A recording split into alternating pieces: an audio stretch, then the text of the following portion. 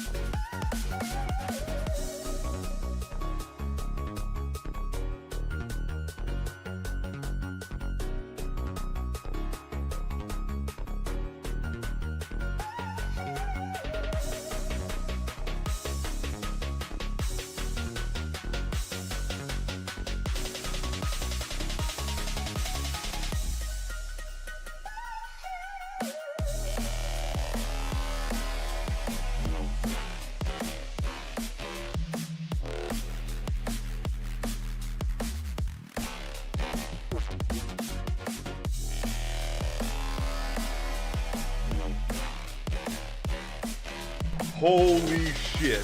Okay, Miami just scored a touchdown. It's going to be 10 points, depending on if they go for 2 or just kick the traditional one. Tony just did a sweep to the end zone. Miami has the lead. Wrap a bow on it. This game's over. Well, that's what we thought a couple times. You know.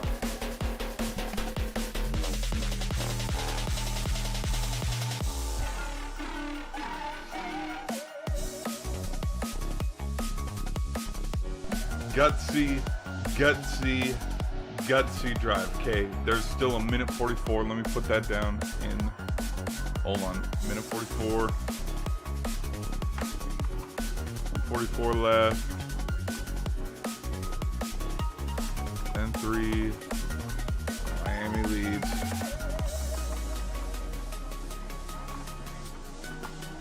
Okay. We doing this? Should we start it now?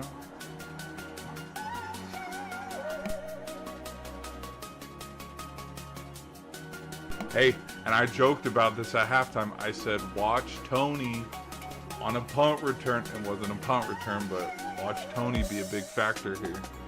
Serious? Go look. Go watch my halftime reaction. I ain't lying. Okay. Oh my gosh. 10. Now, I will admit, a halftime prediction that I did get wrong is I said this isn't going to turn out like the Big Ten championship game where each team, you know, every possession counts. Now that's exactly what ended up happening. 69 yards in the first half, 210 in the second half. That's another big reason why. But okay, hold tight though. We're almost there. Almost there. Okay, but we'll yeah, just keep letting me know in the polls. I see there's a lot of Aggie faithful still holding on to the Aggies, but keep voting for who you guys think is gonna win. Let's give it another minute. I'll keep checking in though. But yeah, hit that like button, guys, and I'll see you on the other side.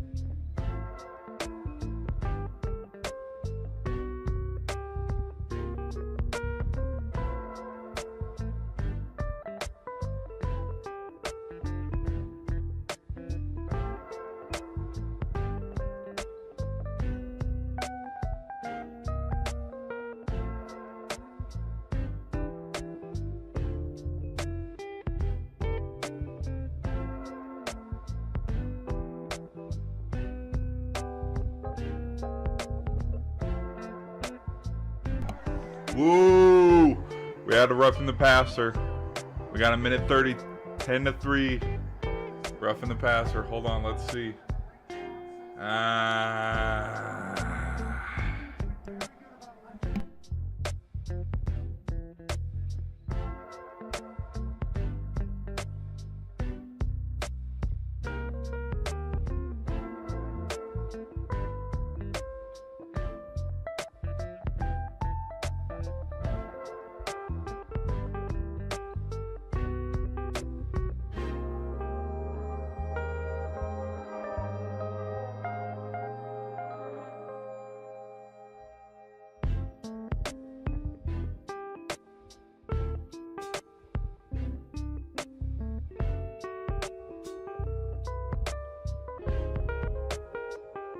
That could have been intercepted. Oh boy, here we go. Scrambling. Short. He's short. He is short. Hold on. He is short. No. No, sir. No, no, no, no. That is short. He's short. Incomplete. Okay, second and 1. Turns into a third and 1. Oh boy. Oh boy. See how this game's ending? Oh gosh. Everybody's clutching their pearls. Woo! We got a big one.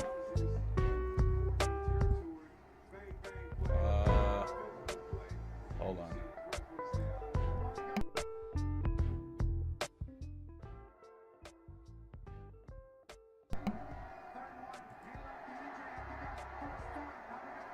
Okay. Get up, get up. 49 seconds, 49 seconds. I repeat, 49 seconds.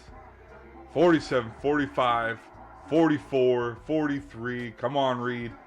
Over the middle, Concepcion. 5. Ooh, out of bounds at the 4, at the 4. Told you. Oh. Yeah, this thing's going to overtime.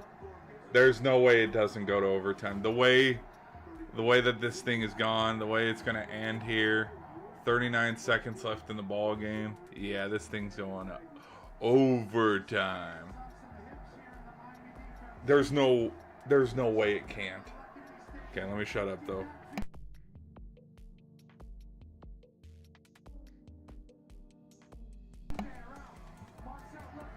Oh dear. Oh dear. Out. Out of bounds. It's close. 33 seconds. Second and goal. Second and goal. Woo-hoo-hoo-hoo. If the end zone was wider, about 5 more feet. He's got the foot down. Okay, 10-3. Woo-hoo. Is this how it's going to end for the Aggies?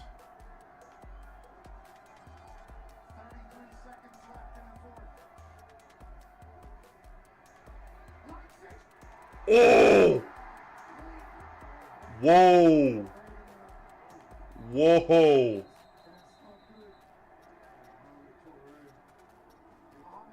What a pop.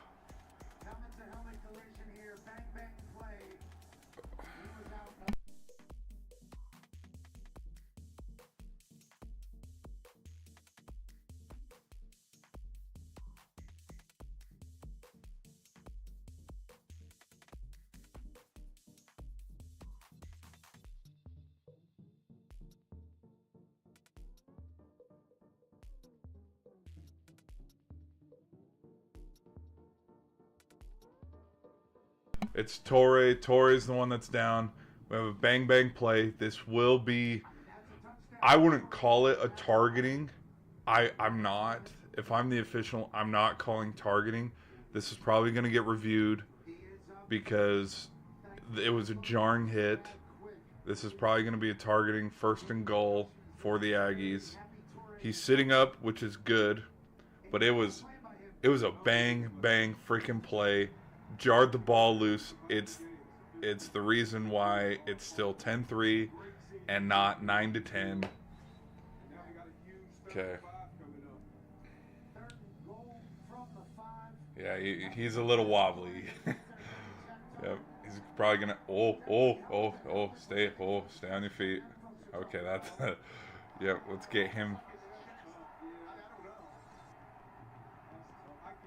Let's get him to the medical tent. Make sure he's all right. Okay, are the refs? No. Okay, refs are not going to call a penalty. Elko's pleading for one. It is going to be third and goal. Okay. You know what? I will give some credibility and some transparency. Props to the refs for not calling horseshit calls. Like, this game has just it's been equal. Okay. 28 seconds left. Here we go. Oh!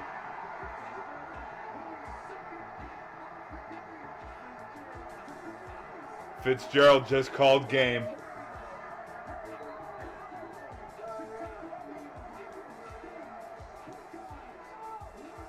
Damn.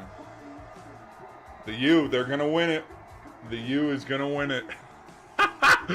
10-3. Shit.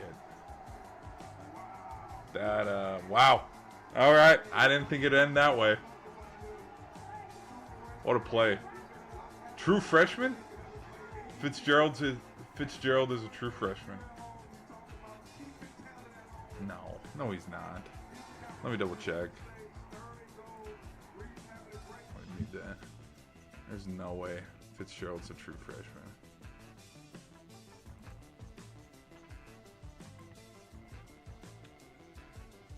Oh, I threw it behind him. It's showing the replay. Beck's going to take a knee. Miami's going to win this game.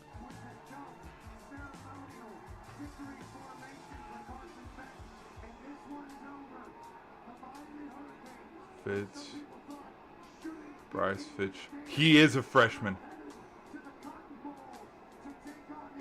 Damn. No, get out of the way.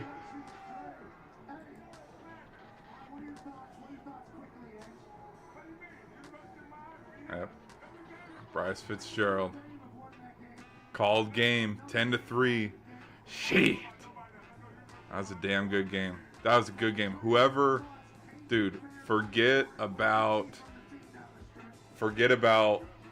like people being like, oh, this game was a snoozer, this game was boring. That was one of the best damn games of, like, this was a damn good game. Don't let anybody twist it. This was a good game. Okay, all right, let me, give me 2 seconds. Let me collect myself.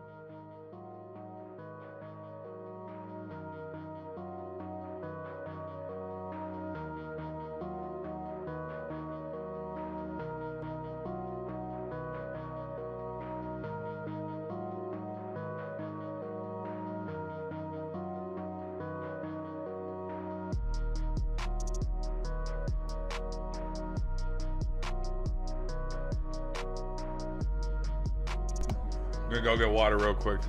Stay tuned. Stay tuned.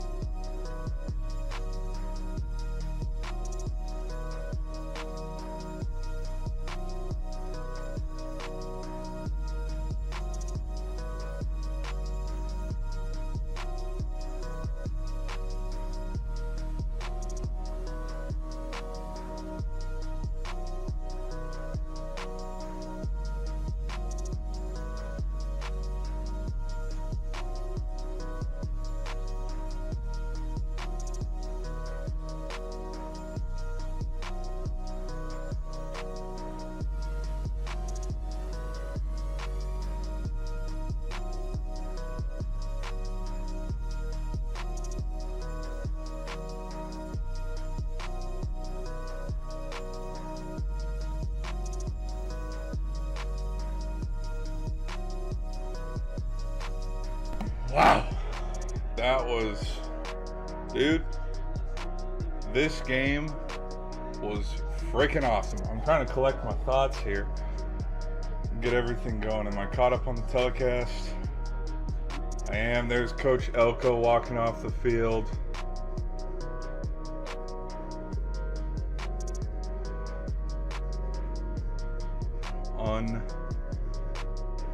Unbelievable. Okay, let's end that. Probably gonna get ready to do the next game, but we'll see how the remainder of the stuff goes. Okay, how are we looking on? We're looking on this. Okay, we're good here. Okay. All right.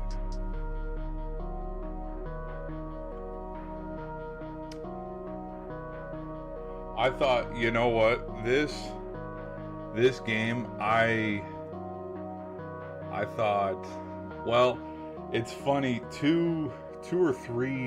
probably 2 or 3 weeks ago, I predicted Texas A&M was going to play, because the way they had it, who were they slated to play? They were slated to play, I think...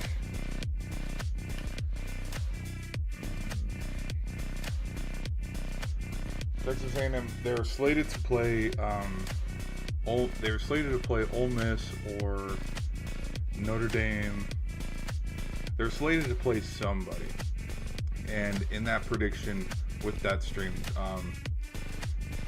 whoever they were slated to play, because I thought it could have been Miami as well. I really don't remember off the top of my head, but when I looked at how. When you compare the quarterbacks, both quarterbacks are pretty even. I think Beck and Marcel Reed today, very even. And the defenses were both pretty even. It could have been Texas Tech. Maybe Texas Tech and Texas A&M were slated to play each other. And that was the even. Whatever, regardless what it was. I think, no, that's what it was. It was Oklahoma. It was Oklahoma because I broke down the stats with how even both teams looked. And then the final stat that I looked at was quarterbacks. And kickers. And how both kickers had done up until this point. And because I was like, if this game goes down to a field goal competition, what's going to happen? And so then I ended up, at the time, statistically, Texas A&M's kicker was nowhere near Oklahoma. So I was like, if Oklahoma and Texas A&M play each other, it's going to be a tough game, but I'll pick Oklahoma. It was something like that. Again, you can go look. Or it could have been Georgia Tech. I don't remember off the top of my head. But it's funny, I think, that I brought that up because that's what this game ended up becoming. And that's what this game turned into. It turned into a kicking fest because you just look at the weather elements playing a factor. I overlooked it. I didn't think it would have been a problem. But clearly it was because it led to a lot of miscues on the offense side of the ball. It led to a lot of, I would say, the downfield game where Reed, he only had that one play that was deep downfield to his receiver Craver, which, by the way, Craver, from that pass, when you look at the stats, okay, we were sitting at halftime, he had 72, I believe. He was sitting around the 70s by halftime. As we could see, he only finished with 92. Somewhere along the lines, the passing game deep. Look at this. Here's another thing too. Look at the rushing yards. Miami's defense shut down the run game. Marcel Reed had to be the main dude running the ball and passing the ball. But yeah, the deep threat was taken away. And you look at just how Miami's front seven got after it. You got Bain Jr. with 3 sacks. That's a big thing. You got Scott with his 10 solo tackles. You have the very second to last play of the game, knocking himself out of the game with that pass breakup. Again, if that pass is caught and he doesn't jar it loose, this thing's going into overtime. But yeah, what a freaking game. Going into it, I would have said Reed was the better QB because he was more mobile, and that's how to. Oh yeah. To compare Marcel Reed to Carson Beck, Marcel Reed was a better quarterback all season. I was even calling for Marcel Reed to be in Heisman talks forever ago, but this was oh gosh, this is in October, early November when I was calling. It was after the LSU game where I was like, yeah, if they continue to win out, beat Missouri, beat South Carolina, and then beat Texas, go to the SEC title game, win the SEC title game, there's no reason why you would withhold him going to New York. But we saw how the remainder of their season ended. Yeah, I thought Marcel Reed had a much better season. Just because, yeah, how we were talking about mobility.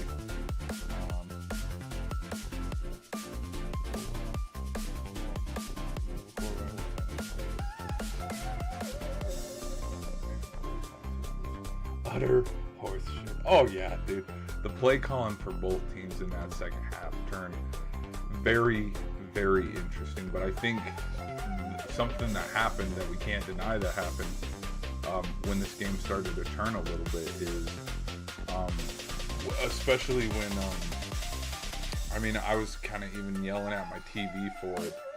Before Tony scored the touchdown, it was Miami should have just held on to the ball.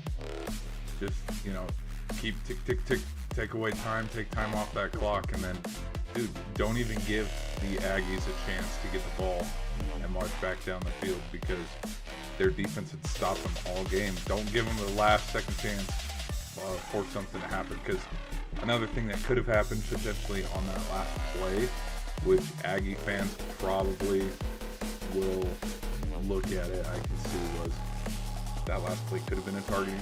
I said it shouldn't have been if they were to throw a flag. They didn't end up throwing a flag, which is good, because I think the refs showed transparency all game of not, ticky-tack here, ticky-tack there. Penalties, when you look at the penalties were pretty even for both teams. 4-4. I don't even remember a penalty being a big problem in this game. I think more or less what happened was just the fact that both teams chewed up so much clock, but then didn't take advantage and capitalize and finish drives. Because somewhere here, the interception, but then Miami had a fumble here. Again, you look at the time of possession that they take off, 4 minutes, 2 minutes, roughly 2 minutes, but again, it was another missed field goal. This one was the doink. 3 minutes and then a punt, 3 minutes and then a punt, 7 minutes and a field goal to tie the game. And then Miami gets the ball on a fumble, just both, and then another interception, but that was the end of the game.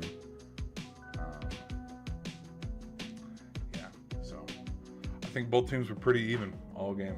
This was a damn good game.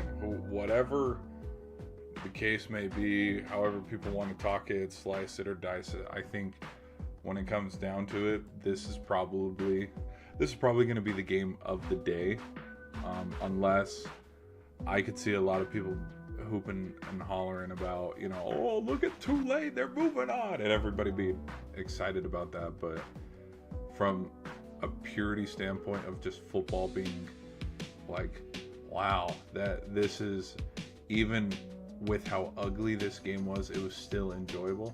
That's what you want out of every single football game. And because I don't think, I'm just gonna be real, I don't think the JMU and the Oregon game is gonna be this close. And unless Tulane can get an upset against Ole Miss, this so far is, I'm gonna say right now, this game was even better. Well, no, yesterday's game between Bama and Oklahoma was pretty damn good, even though It freaking sucks because my Sooners choked it away. Play by both teams offensively. Oh, yeah. Offense was lackluster. But I think the thing we can't ignore, though, is how many possessions the team just chewed up clock, got all the way down to the red zone, kicked a field goal, but then it was no good. There were 5 missed field goals in this game, I think, which that record's never going to be touched. 5 missed field goals, 4 turnovers overall. Beck had 2 interceptions.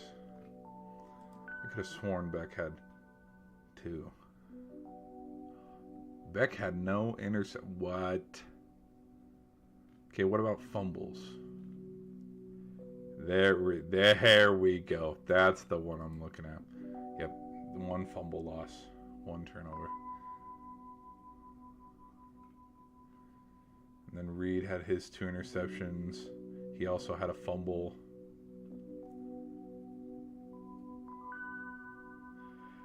This fumble was lost, though. This should be in the lost category because this fumble was in the first half. It's when he was getting ready to load up and throw, and then just bang came in and sacked him. What's crazy, too, is how the touchdown... No, not the touchdown. The interception by Fitzgerald, that's a freshman. That's freaking crazy. All right, let's see. What else can we look at? Any other team stats that we can talk about? Third down efficient. Okay, look at this. Texas A&M was more efficient on third downs. 8 for 18. Had more yards. Oklahoma can say the same thing yesterday because they had more yards than Bama.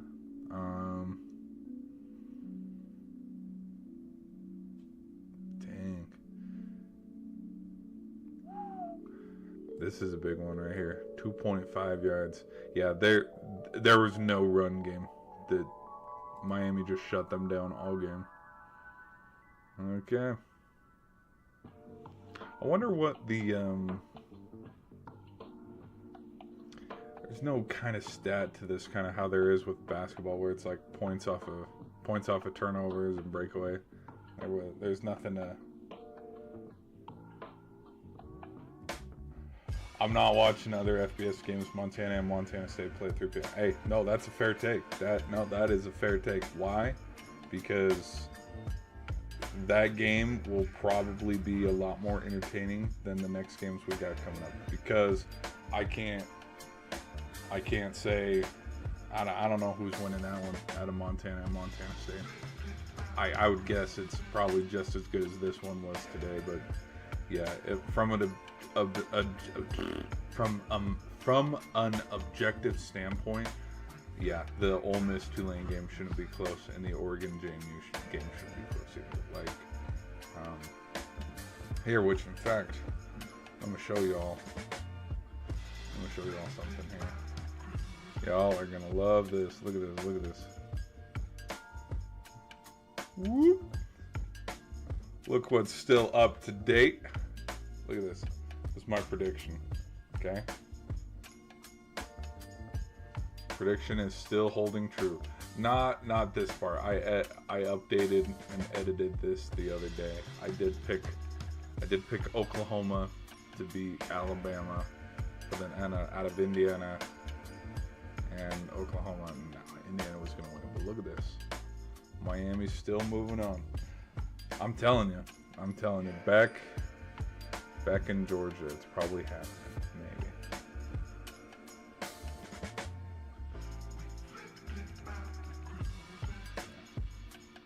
maybe. I think, yeah, we'll see how Ole Miss plays, because this could be a game where it shows, okay, maybe Lane Kiffin was why they were successful all season, or it's one of those games where put up or shut up, and by putting up, they, because everybody's talked about, like, of all the college football teams, I'd say Indiana, Ole Miss, LSU, Tulane, and JMU. Those are the 5 teams that have been talked about the most since Well, and Notre Dame technically because they bid it out of a bowl game. But those 5 games, those 5 teams probably out of all, all the college football teams to talk about, I feel like those were the 5 teams most in the spotlight since rivalry week. And this could be the perfect chance and opportunity for all, the doubters and the naysayers of, oh, these guys can't, win. This would be the perfect time for them to just go out and just beat the shit out of the next team they play and just silence all the noise by beating Tulane by 40. Because last time they beat them by 20 something or something. 20 something like that. This would be the perfect time to be like, okay, we beat you by 3 touchdowns last time. Let's beat you by 4 or 5. But I don't think, and I said this yesterday too, with Tulane, JMU, and Miami, with the road teams, if Tulane goes down 17-0, I don't think they can march back from Ole Miss. If JMU goes down 17-0, it's over. It's wrapped up. And same with, same with today. If the Aggies had put 17 on Miami, they could not have been able to come back. But we'll see how tonight goes. But yeah, this is still my prediction for how the playoffs roll out. Yeah, 45-10 last time. I'm rooting for Tulane since LSU didn't make it. Roll wave. All right. Yeah, well, and I think with, again, when you want to look at it, because I had kind of the prediction sort of if the committee wants to keep it the same, where, because could you imagine the amount of, from Notre Dame fans, from Notre Dame perspective, could you imagine the amount of just BS and crying and complaining all off season from Vandy, Texas, BYU, Notre Dame, Georgia Tech, even though I think Georgia Tech fans accepted, okay, yeah, we're probably not going to the playoffs. But all those teams that were on the outside of the bubble that didn't make it, could you imagine the outcry all off season if JMU played Oregon and got blown out by 30, Ole Miss blew Tulane out by 30, and Texas A&M absolutely whooped up on Miami by 2 touchdowns or more, and the same trend of last season continued to this season where the home team wins by a point margin of 2 or 3 touchdowns. The outcry would be all off season, and that would be the talking point for every point of discussion on podcast all the way up, where it's like, okay, how can we fix the playoff? What can we do this off season to tweak it? And they would, in turn, they tweak it to the point where it's like, well, if BYU was playing Oregon, maybe that game would have been closer. If Notre Dame was playing Texas A&M, maybe that game would have been closer. If Vanderbilt or Texas was playing Ole Miss, maybe that game would have been closer. And so, with all that being said, coming into this weekend of college playoff games, my mind was thinking one of these home teams is going to lose. Not all 4 of them are going to win and move on. And the fact that both Oklahoma and Texas A&M have dropped one, I'm kind of being led to believe that, okay, maybe Oregon or Ole Miss, one of them is going to lose it too, because could you imagine Notre Dame's outcry, even though we don't care, it's like, whatever. But if Ole Miss and Oregon just whoop up on them, and it's like, well, maybe if Oregon played Notre Dame, it would have been a closer game. I don't know. So I'm kind of, if there was a team to lose tonight out of the 12 seed and the 11 seed, which team plays upset, I did pick Tulane, and I made a video about it in a roundabout way of saying, let's see what happens, because I think Tulane has Ole Miss right where they want them, but it'd be a perfect time for Ole Miss to come out here and just shut people up and be like, nope, Tulane shouldn't have been there. But we'll see how it plays out. LSU had also agreed to cover playoff bonuses for the coaches we poached, so hopefully we can save some money. I want to know too, also, which it might be disclosed later, why. So JMU isn't if I'm not mistaken, Tulane's coach, North Texas, JMU, all these coaches were leaving, but they still have bowl games and they're allowed to coach their bowl games. But Lane Kiffin can't stay for Ole Miss versus, I don't know. And again, that's not a decision made by the committee. That's decisions made in-house personally by the athletic director. I think if I'm not mistaken, I don't know. But like parts of me are wondering, because that's another thing too, is if Tulane's head coach already left because he's going to Florida, right? Oh, then dude, give me Ole Miss all day. But I think there is parts of me where I can't ignore, like, with the tough games that Ole Miss had, where it was tough and teams were getting tested. Yeah, your coaching goes well into that, because I mean, we're talking about how, you know, the Aggies play calling was abysmal and Miami's play calling was abysmal towards the end of the game. What if there's a play that Golden calls that wasn't the right call, that if Lane Kiffin called it, it would have been the right call that ends up helping the Rebels win tonight? I don't know. My guess would be because those coaches didn't go in on conference rival. Oh, no, hey. No, you're right. You have a point there. You do have a point there. All right. Okay, we are going to end the stream here, but that is my post-game thoughts, guys, on what we had today. Let's go here. That's my thoughts on the game. It was a good game. We'll see. I'm telling you, I think Miami picks up a little bit of momentum, a little bit of, head of steam here. I'd be a little if I was Ohio State here, but so we're gonna end the stream here. Thank you guys for hanging out. We're gonna do a quick out here on the short side, so shout out to you guys. We'll see you guys later.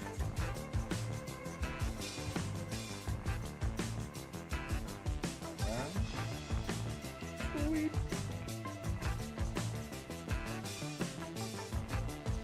Okie dokie.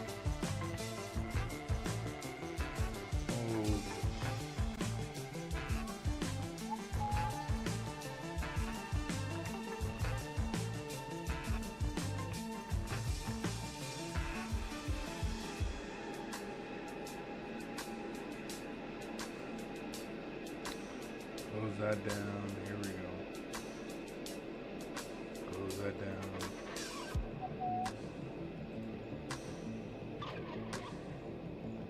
What is the... Oh, okay. I was wondering what the... Okay, but that was a good stream. This is a good stream, guys. Let's end... Oh, no. I've had music up. Oh, my gosh. I've had the music up this whole time. See, I knew I would have messed up on something, and having the music loud the whole time was not a good idea. Sorry about that. Sorry about that if the music drowned me out all stream. That's my bad. We will clean that up in future streams. Damn it, I knew I was missing something. But I thank you guys for being here and hanging out with me as we talked in the post-game reaction between the Canes and the Aggies. This was a good game. This was a really good game. I guess elements can affect a football game, because we clearly saw it. But what a defensive stand by the Hurricanes. I mean, you jar the ball loose, rush Marcel Reed, then you force it to a 3rd and goal where Reed has to throw it, throws it a little bit behind his receiver, and then you have a freshman in Fitzgerald ending up calling game, intercepting the pass, and then Miami moves on to the Cotton Bowl where they will play Ohio State, which I don't think, correct me if I'm wrong, I don't think Miami and Ohio State, they haven't played each other. Miami versus Ohio State. the first time.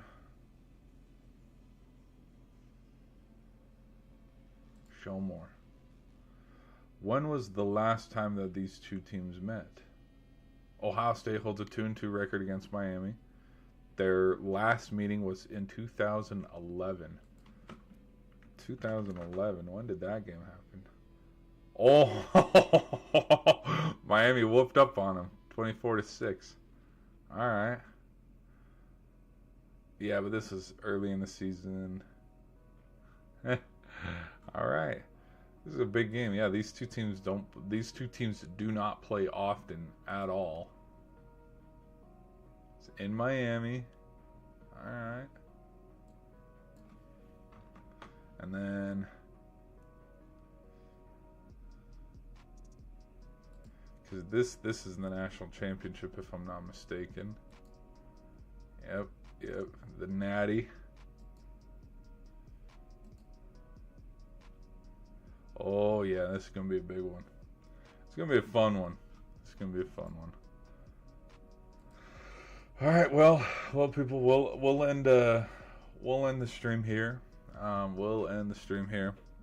Thanks, guys, for hanging out. I'll do a quick post-game reaction video to this. Collect my thoughts a little bit more. Sound a little bit more. Oh, hold on. Spoiler. Oh, spoiler. I know exactly how this game's gonna end. Everybody stop. Everybody stop what you are doing. Look at this score right here. 70-55. 70-55 according to Reddit. This is exactly how this game goes. Carson Beck turns into an absolute animal. Him and Julian Sand put on a QE show, both averaging 4 to 5 touchdowns all game. Bo Jackson has a rushing touchdown. Jeremiah Smith has 2 or 3 receiving touchdowns. We have a pick 6. Both star defense, Bain Jr. had a fumble. Caleb Downs had a pick 6. It's official, breaking. This is exactly what the score is going to be, 70-55. Do not question it. This is what's happening in the Cotton Bowl. It's going to be a fun one. So, we'll end the stream here, guys. But I thank you guys for hanging out with me. Sorry the audio was bad. The audio was super, super duper bad. Sorry about that. Well, we'll fix that. Yeah, I feel a little embarrassed because it's like, oh my gosh, rookie. So we'll end the stream here. For the final polls, we had a lot of Aggie fans. Sorry guys. It's how it goes, man. It's how it goes. But we'll catch you guys in another stream. I plan on we'll do a reaction to all the games tonight, and we'll do a reaction to how the Tulane game goes, the JMU game. I even want to do a gaming stream a little bit later, so be sure to hit that like button so you can come back. But yeah, we've been streaming for about an hour, so again, I'm going to end it. Thank y'all for following along, leaving the subs and the likes lately. I appreciate it a lot. You're supporting a small YouTuber like me, so I'll catch you guys in another stream. Peace.